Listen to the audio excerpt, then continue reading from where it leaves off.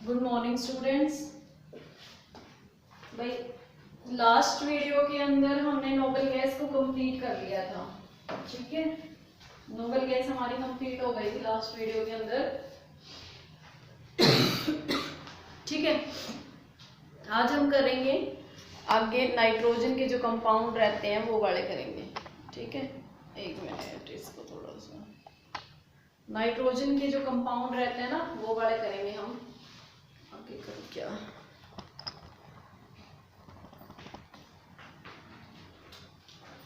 ठीक है। तो सबसे पहले है इसमें डाई नाइट्रोजन N2, ठीक है। डाई नाइट्रोजन, इनकी हमें क्या करनी है, प्रिपरेशन करनी है कि किस तरीके से हम इनको प्रिपेयर करते हैं, मैन्युफैक्चर ऑफ डाई नाइट्रोजन, फिर फिजिकल प्रॉपर्टी, केमिकल प्रॉपर्टी और यूजेस करने हैं। फिर उसके बाद है हमारे पास अमोनिया, अमोनिया की प्रिपरेशन करनी है हमें, फिर उसकी प्रॉपर्टी करनी है। स्ट्रक्चर हम कर चुके हैं अमोनिया की काफ़ी बार, NH3 की स्ट्रक्चर, ठीक है, हाइड्राइड में भी की थी हमने। फिर उसकी प्रॉपर्टीज और फिर उसके बाद हमें करने हैं NH3 है, HNO3 करना, नाइट्रिक एसिड, ठीक है। तो आज तो अमोनिया और डाइनाइट्रोजन ही होगी, बाकी करेंगे कल। तो प्रिपरेशन है, सबसे पहले तो हम इसको किस तरीके से प्रिपेयर करते हैं। इस प्रिपरेशन के अंदर भाई कोई समझाने का इतना ज़्यादा है नहीं, सीधी रिएक्शन, केमिकल रिएक्शन ही याद ही रखनी है वो एज इट इज। तो लेबोरेटरीज के अंदर वैसे हम पहले तो कॉमर्शियली प्रिपेयर, मतलब इंडस्ट्रीज में कैसे प्रिपेयर किया जाता है, इंडस्ट्री के अंदर डाई नाइट्रोजन को कैसे प्रिपेयर किया जाता है, और लैब के अंदर डाई नाइट्रोजन को कैसे प्रिपेयर किया जाता है। इन इंडस्ट्रीज में कैसे करते हैं, सबसे पहले इंडस्ट्रीज के अंदर हम कैसे करते हैं, इसके अंदर क्या होता है भाई, N2 is prepared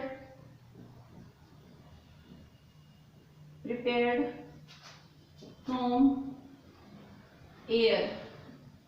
एयर के अंदर भी तो होती है डाई नाइट्रोजन बाय लिक्विफिकेशन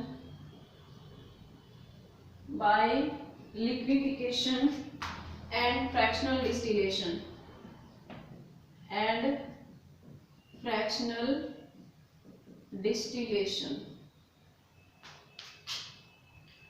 ठीक है।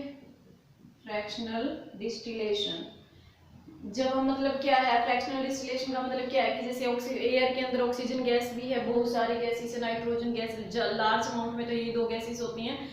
तो ये बहुत जो गैसेस है अलग अलग टेम्परेचर के ऊपर बॉयल होती है, इनका बॉइलिंग पॉइंट डिफरेंट होता है। तो फ्रैक्शनल डिस्टिलेशन से क्या होगा, हम इनको सेपरेट आउट कर सकते हैं। कॉमर्शियली इसी तरीके से प्रिपेयर किया जाता है फ्रैक्शनल डिस्टिलेशन, ठीक है। When liquid air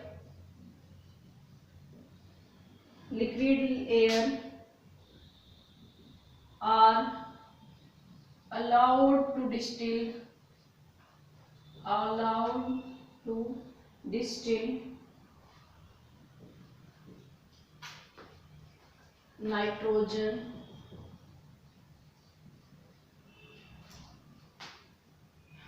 having lower boiling point, ठीक है। distill our first leaving behind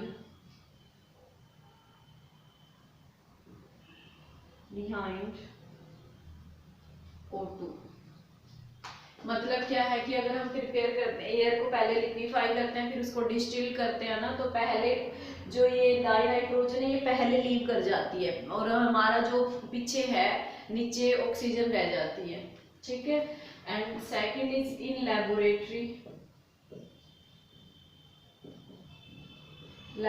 के अंदर हम किस तरीके से प्रिपेयर करेंगे इसको। फर्स्ट है इसके अंदर by thermal decomposition of ammonium nitrate, ठीक है।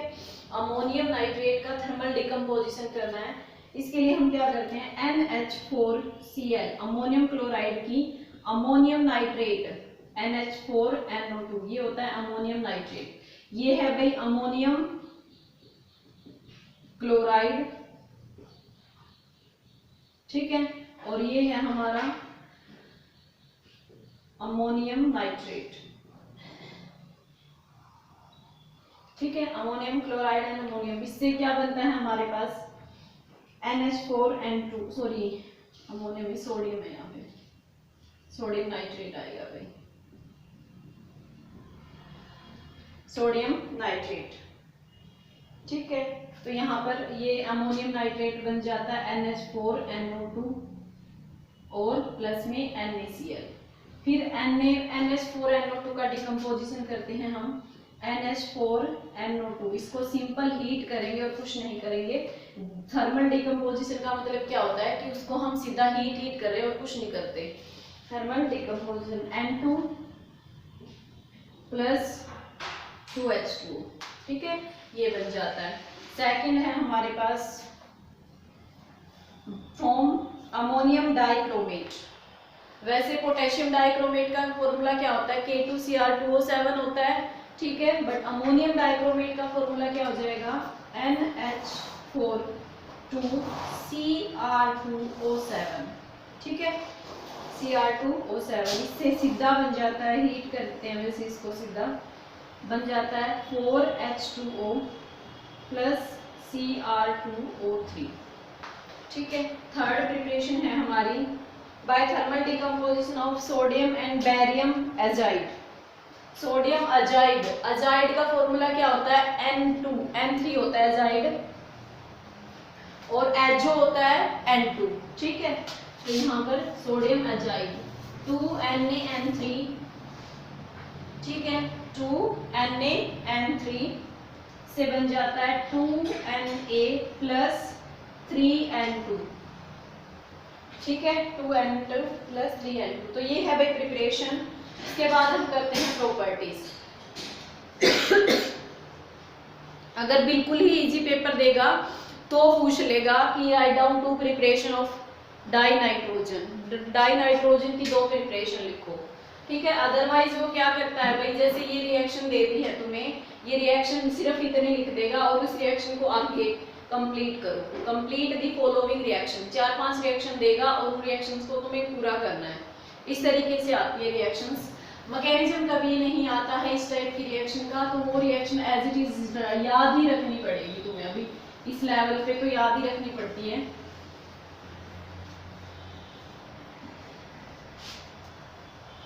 नेक्स्ट देखो भाई, उसके बाद है properties of N2, die nitrogen की प्रॉपर्टीज। इसके अंदर क्या है, सबसे पहले फिजिकल प्रॉपर्टी करते हैं। Physical property,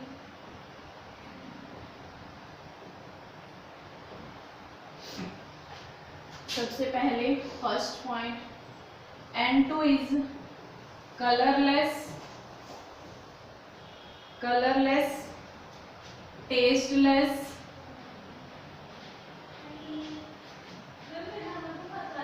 non toxic gas, but die in it for want of oxygen. Second is it has 2 isotope, 2 isotope होते हैं इसके, एक तो होता है nitrogen 14 and second is nitrogen 15, ठीक है। थर्ड है इसके बाद भाई, it is very slightly soluble in water, ठीक है, slightly soluble in water. And fourth is it has low freezing point, ठीक है, it has low freezing point and boiling point, okay। and for fifth is it is adsorbed by activated charcoal, ठीक है, adsorb bye activated charcoal,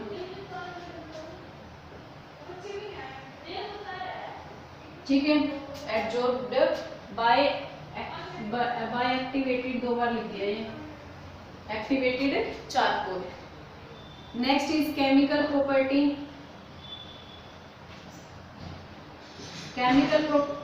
physical property के अंदर हम इसका boiling point, taste, odour, smell, solubility ये बताते हैं, ठीक है। केमिकल प्रॉपर्टी के अंदर हम क्या करते हैं भाई, रिएक्शंस करवा के देखते हैं इसकी केमिकली। फर्स्ट है कि action of litmus, it turns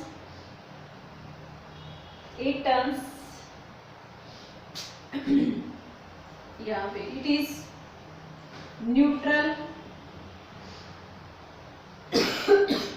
toward litmus.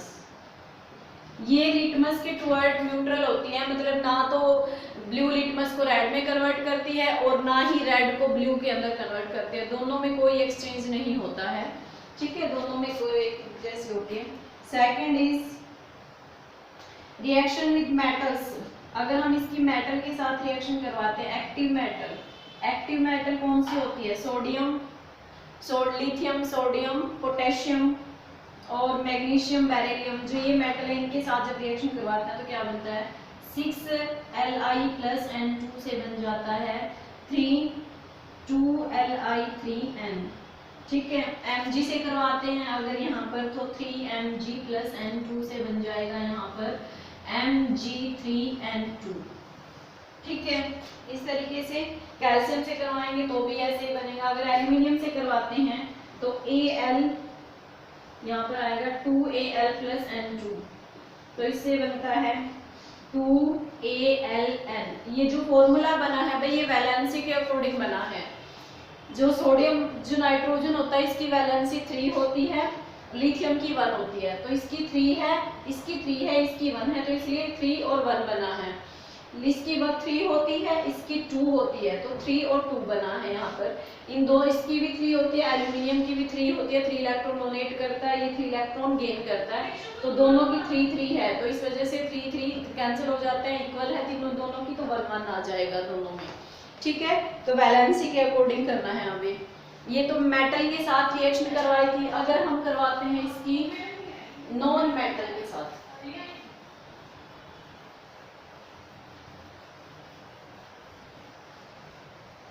Non metal के साथ अगर हम इसकी करवाते हैं भाई, देखो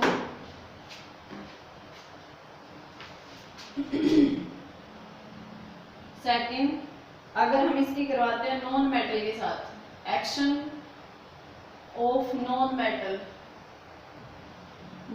के साथ जब करवाते हैं, फर्स्ट N2 जो हाइड्रोजन होता है वो क्या होता है, नॉन मेटल है, तो ये हमारे पास ये इक्विलिब्रियम के अंदर होती है रिएक्शन 2NH3, अमोनिया की प्रिपरेशन जो हैबर प्रोसेस हम करते हैं वो वाली, ठीक है।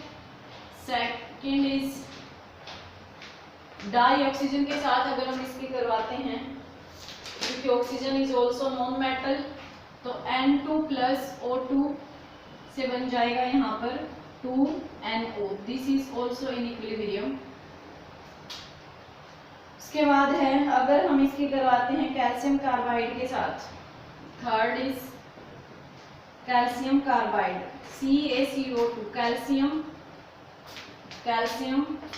कार्बाइड, ठीक है। कैल्शियम कार्बाइड के साथ जब करवाते हैं इसकी, तो हमें मिलता है यहाँ पर N2 भी लेंगे साथ में प्लस N2, और हमें यहाँ पर मिल जाता है भाई CaCN प्लस N2, यहाँ पर इसको बैलेंस कर लेंगे, CaCN2 प्लस N2, ठीक है, 2 क्लोरीन C2N2 और C, ठीक है। उसके बाद नेक्स्ट है हमारा यूजेस ऑफ N2 का हम कहाँ यूज करते हैं। फर्स्ट, अगर तुम्हें बिल्कुल ही नहीं आता है, कुछ भी ना आए कि हम कहाँ क्या ये यूजेस जो मैं लिखा रही हूँ ना ध्यान रहे, तो क्या करना भाई, एक लैबोरेटरी में लिख देना, एक इंडस्ट्री में लिख देना।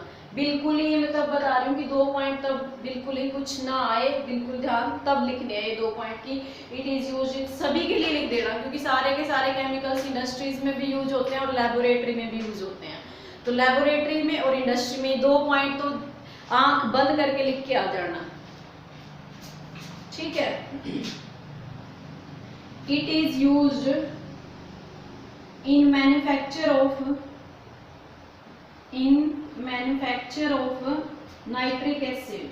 नाइट्रिक एसिड की प्रिपरेशन के लिए यूज करते हैं इसको हम। नाइट्रिक एसिड, अमोनिया हो गया, मतलब बहुत सारे कंपाउंड की प्रिपरेशन के लिए इसको यूज करते हैं, अमोनिया एक्सेट्रा, ठीक है। Second is N2 is used in filling electric bulb। Electric bulb के अंदर इसको फिल करते हैं टू रिड्यूस, मतलब जो हमारे बल्ब होते हैं ना, टंगस्टन होता है, उसके अंदर टंगस्टन की फिलामेंट की वेपराइजेशन को इंक्रीज करने के लिए, मतलब कि वो इजीली उसका जो वोलेटाइलेशन है ना, मतलब कि ये इजीली हमारा मेल्ट ना हो, तो वोलेटिलिटी इंक्रीज करने के लिए हम डाई नाइट्रोजन प्रोवाइड करवाते हैं वहां पर गैस, ठीक है, to increase वोलेटाइलेशन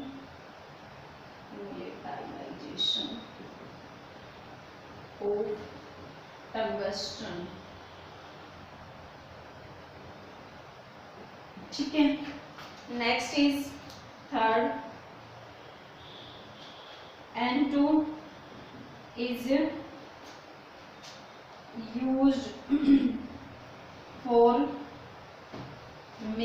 used in thermometer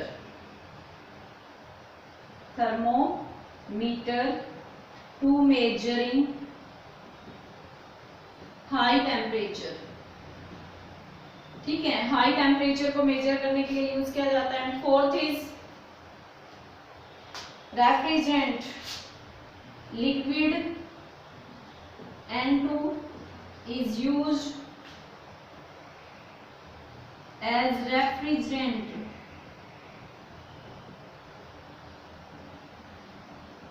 to preserve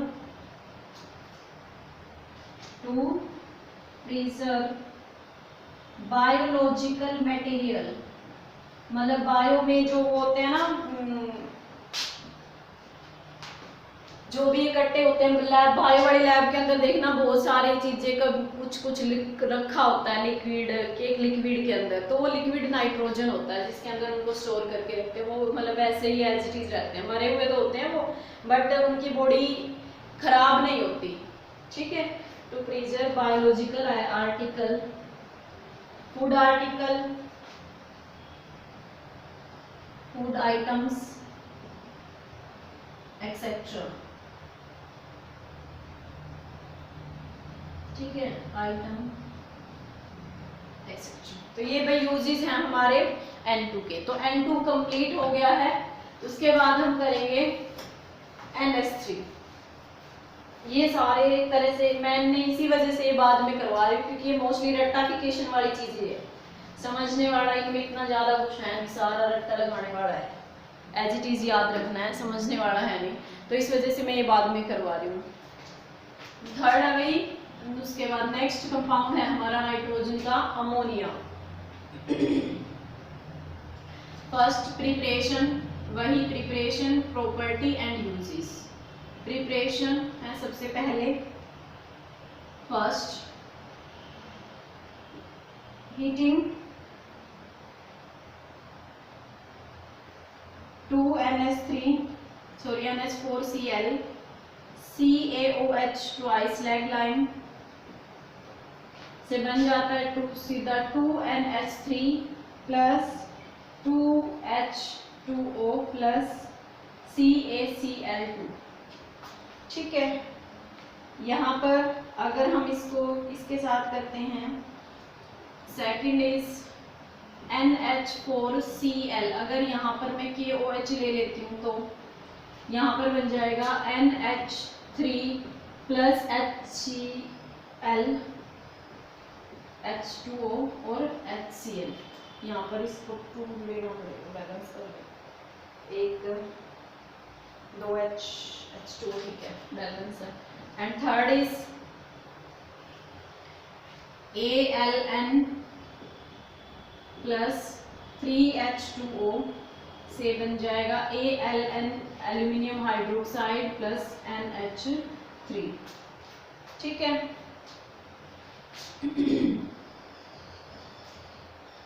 okay, next ammonium sulphate से अगर हम बनाने लग जाएं NH4 ट्वाइस SO4, ये होता है अमोनियम सल्फेट।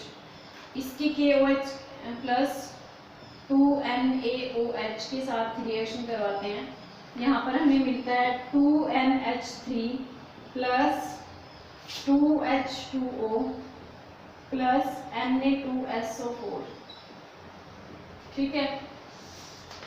तो ये प्रिपरेशन हो गई। मैन्युफैक्चर, अब हैबर प्रोसेस, ये अलग से लिखना पड़ेगा भाई। मैन्युफैक्चर हैबर प्रोसेस अकेला नाम से ही आ जाता है कि हैबर प्रोसेस एक्सप्लेन करो, तो अकेला 2 नंबर में आ जाता है, तो इस वजह से मैं यहाँ पर अलग से लिखवा रही हूँ इसको। ये प्रिपरेशन है वैसे, लेकिन मैन्युफैक्चर का मतलब क्या होता है कि इंडस्ट्रीज के अंदर हम किस तरीके से प्रिपेयर करते हैं।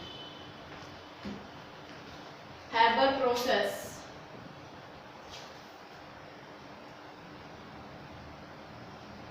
हैबर प्रोसेस मैन्युफैक्चर ऑफ, इसको दूसरे नाम से ये भी लिख सकते हैं, मैन्युफैक्चर ऑफ अमोनिया, ठीक है। इसमें क्या होता है, सिंपल रिएक्शन होती है, अभी लिखी थी N2 प्लस 3H2, इक्विलिब्रियम के अंदर होती है रिएक्शन। तो यहाँ पर इक्विलिब्रियम की जो कंडीशन है, ली चैटलर प्रिंसिपल, जो तुमने छोटे क्लासेस के अंदर किया हुआ है वही आएगा, 2NH3, ठीक है।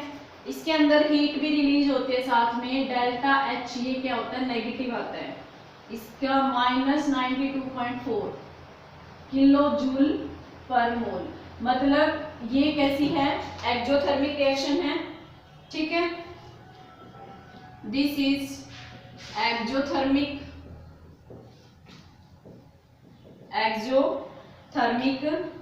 Reversible reaction. कौन सी रिएक्शन है ये, एक्सोथर्मिक रिवर्सिबल रिएक्शन है भाई ये, ठीक है। So according to Le Chatelier principle, जो ली चैटलर प्रिंसिपल था हमारे पास,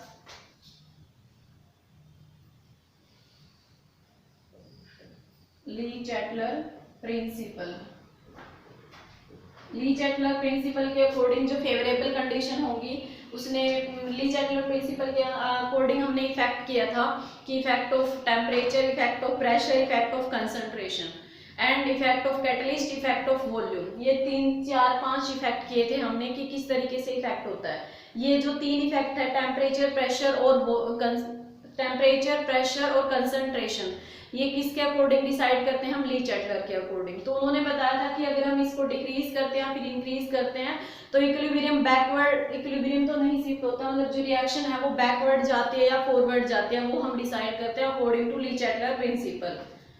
ओके, तो फर्स्ट चीज जो ये है exothermic reaction according to Le Chatelier principle, exothermic reaction हमेशा लो टेम्परेचर को फेवर करती है। This is exothermic reaction, so it favor low temperature. When we increase temperature, so reaction is backward. जब हम टेम्परेचर को इंक्रीज कर देंगे then reaction is come to backward, वापिस से बैकवर्ड हो जाती है रिएक्शन, ठीक है। अकॉर्डिंग, सो सबसे पहले फेवरेबल कंडीशन कौन सी होगी भाई, low temperature, because as we know exothermic reaction favour low temperature.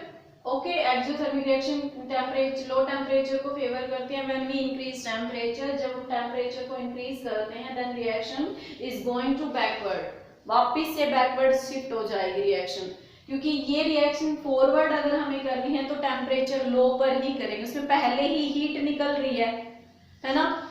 अब भाई कोई भी रिएक्शन करवा रहे हैं हम, ठीक है, मतलब ये तो जनरल बिल्कुल ही सीधी सी बात है, अगर हम कोई भी रिएक्शन करवाते हैं, रिएक्शन रूम टेम्परेचर पर जब हम उस रिएक्शन को करते हैं, अगर उसी टाइम पर उसमें से हीट निकल रही है। हमें हीट का पता कैसे चलता है कि इसमें से हीट रिलीज हो रही है या फिर नहीं हो रही, वो हम कंटेनर को देखकर पता करते हैं कि, या फिर उसमें थर्मोमीटर लगा देते हैं।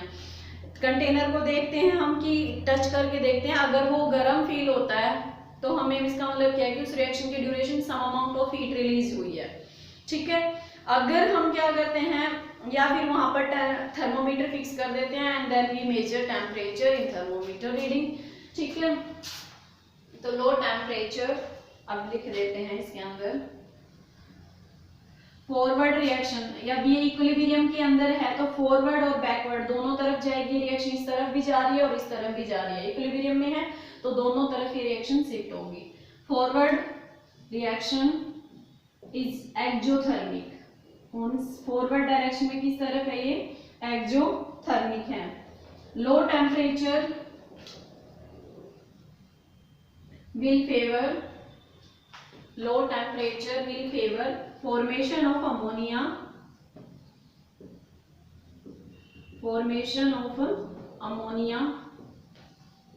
बहुत पजेंट सी स्मेल होती है इसकी। फॉर्मेशन ऑफ अमोनिया, ठीक है, ये लो टेम्परेचर को फेवर करेगा। And second is high pressure. High pressure का इफेक्ट हम देखते हैं change in number of moles के अकॉर्डिंग। इसमें नहीं दे रखा भाई, वैसे तुमने 11th में पढ़ा होगा।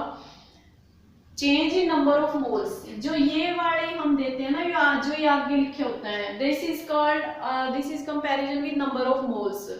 तो यहाँ पर देखो रिएक्टेंट की तरफ 1 इसके आगे है 1 + 3, कितने हो गए 4। रिएक्टेंट की तरफ नंबर ऑफ मोल्स कितने हुए 4, एंड प्रोडक्ट की तरफ कितने हुए number of moles 2। then change in number of moles is equal to 4 minus 2, no 2 minus 2, that is -2. then if we convert into ammonia, then number of moles is decreased, and reaction is favor only where number of moles is decreased. So on increasing pressure, reaction is favor to formation of ammonia. Okay, next forward reaction, यही लिखते हैं अब हम। Forward reaction occur with यहाँ पर number of moles कितने हैं 4, यहाँ पर नंबर ऑफ मोल्स कितने हैं 2। नंबर ऑफ मोल्स क्या हो गए डिक्रीज, मींस कंसंट्रेशन क्या हो गई डिक्रीज हो गई। कंसंट्रेशन मींस एक तरह से वॉल्यूम डिक्रीज हो रहा है, दैट मींस प्रेशर इंक्रीज होना चाहिए। वहां पर इंक्रीज कर्व किससे इंक्रीज होती है, curve with decrease in volume decrease होता है एंड प्रेशर इंक्रीज। ठीक है, हाई प्रेशर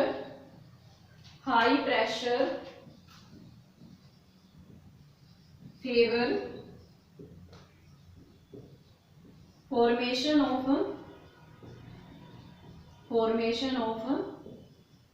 अमोनिया।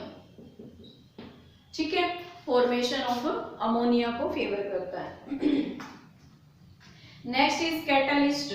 कैटलिस्ट का हमें काम पता ही है कि कैटलिस्ट क्या करता है। कैटलिस्ट सिर्फ रिएक्शन की स्पीड को इंक्रीज कर देता है। मतलब अगर कोई रिएक्शन हमारी 2 दिन में हो रही है तो वो रिएक्शन क्या हो जाती है, कुछ आवर्स में कंप्लीट हो जाती है। ठीक है, लेकिन इक्विलिब्रियम के ऊपर कोई इफेक्ट नहीं होता उसका, सिर्फ उसकी एक्टिवेशन एनर्जी को। ये क्वेश्चन काफी बार पूछा गया है भाई एग्जाम के अंदर कि कैटलिस्ट कैसे रेट को इंक्रीज करता है। रेट मींस स्पीड को कैसे इंक्रीज करता है।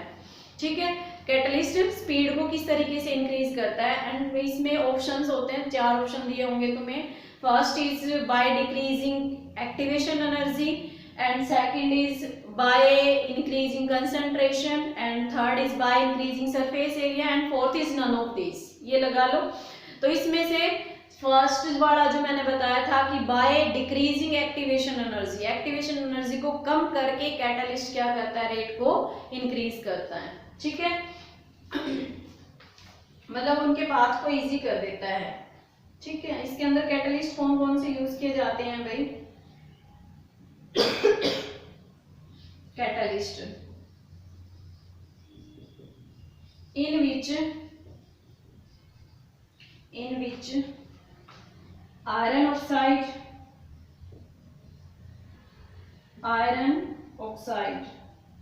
as catalyst with small amount of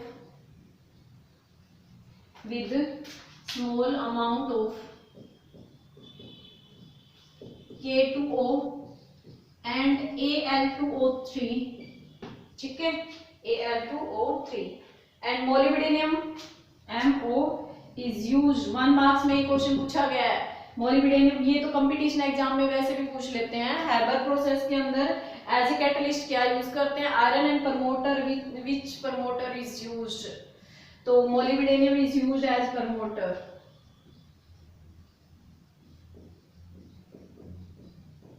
ठीक है, मोलिब्डेनम को हम किसकी तरह यूज करते हैं भाई, प्रोमोटर की तरह यूज करते हैं। Okay, that this is preparation of ammonia. अब इसका डायग्राम बना लेते हैं कि किस तरीके से, बिकॉज ये मैं इस वजह से करवा रही हूँ क्योंकि हैबर प्रोसेस सीधा ही 2 या 3 नंबर में पूछ लेते हैं अकेला कि एक्सप्लेन हैबर प्रोसेस। 3 प्रोसेस करनी है हमें, एक तो हैबर प्रोसेस है, एक ओस्टवाल्ड प्रोसेस है। ओस्टवाल्ड प्रोसेस नाम होता है नाइट्रिक एसिड की प्रिपरेशन का, एंड कॉन्टैक्ट प्रोसेस नाम होता है भाई हमारा H2SO4 की प्रिपरेशन का। ठीक है, 3 प्रोसेस है इस चैप्टर के अंदर। First is Haber process and second is Ostwald for preparation of nitric acid HNO3 and third is preparation of H2SO4 that is contact process. ठीक है, सीधी पूछी जाती है ये with diagram, with the help of diagram की help से सारा कुछ एक्सप्लेन करना पड़ता है फिर हमें इसके अंदर। ठीक है, तो आज तो इसका डायग्राम ही बनाएंगे, कल करेंगे इसकी प्रॉपर्टीज। तो यहाँ पर क्या क्या लिया था हमने स्टार्टिंग में,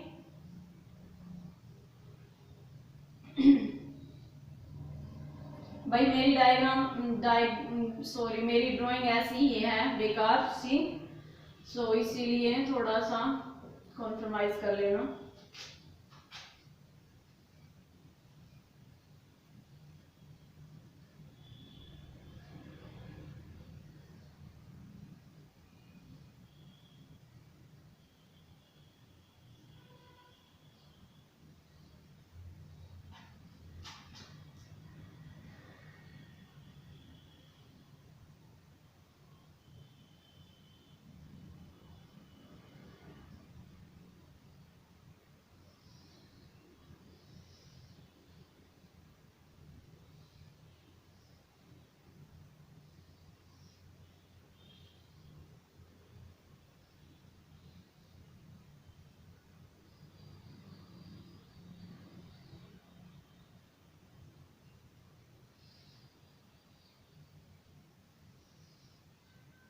ठीक है,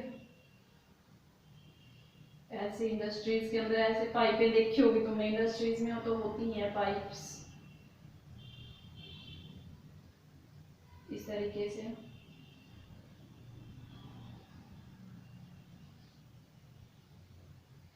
ठीक है, नेक्स्ट यहाँ पर है भाई, यहाँ पर हमने लगाया हुआ है पंप।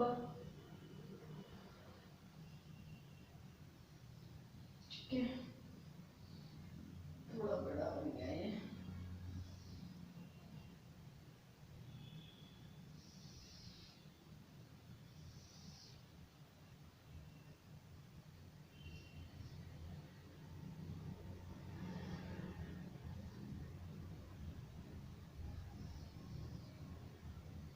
ठीक है, तो यहाँ पर इसका सबसे पहले ये क्या है हमारे पास, कंप्रेशर।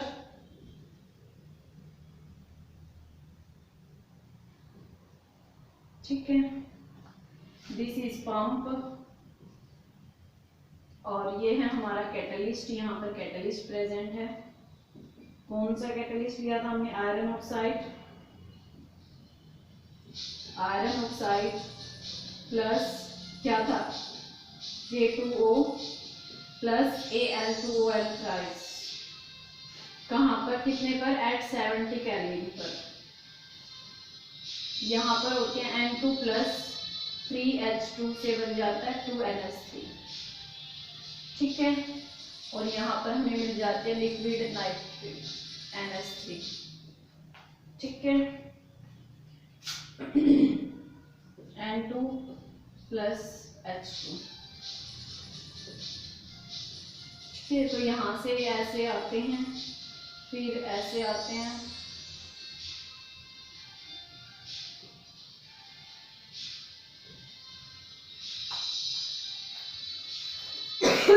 ठीक है भाई। ये था हमारा डायग्राम ऑफ अमोनिया। कल हम करेंगे इसकी फिजिकल और केमिकल प्रॉपर्टी, ठीक है, और उसके बाद इसके यूजेस, फिर नाइट्रिक एसिड और कॉन्टैक्ट प्रोसेस, दो ये तीन प्रोसेस है, तीनों प्रोसेस रह जाएंगी, और फिर डाई नाइट्रोजन है और एक और है शायद Cl2 वाला। तो मेरे ख्याल से कल तो हमारी कॉन्टैक्ट प्रोसेस ही हो पाएगी, ठीक है। नहीं, कल तो हमारी ये होस्ट वाली प्रोसेस होगी, फिर कॉन्टैक्ट, मतलब 3-4 दिन भी लग जाएंगे भाई इस चैप्टर को। ओके, तो अगर कोई प्रॉब्लम हो तो बता देना भाई, जो भी बाकी